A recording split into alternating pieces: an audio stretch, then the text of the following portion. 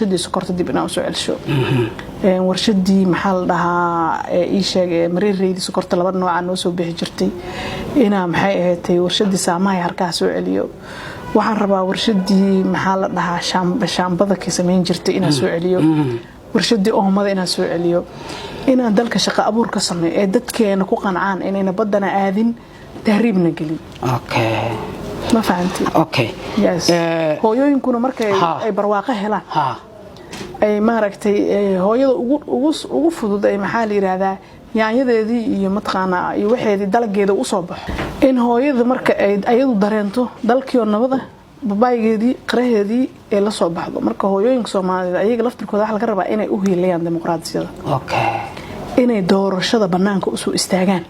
cid ay rabaan ay doortaan berina ay la xisaabtamaan okay si dhibaatada ku jiraan ay uga baxaan way dalkan waa daraasiyay annaga badeena waxba ka maqaldano dadka waxba ka maqaldano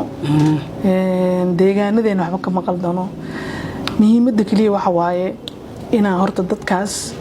wadanka waliba Soomaaliya dhibaatada haysato waxa waaye waxba lama soo baxaan waxba dibadda looga soo diraa ظروفها جيرنا هل شخصية مدحوينه نقضيه ميل تجد كده ما كلا جاري كرو سومالي 20 مليون عشان 8 مليون على قياسا أنا واحد ربعت كان أنا شقة أبور وسمي بيره هذي وصو هجاجيو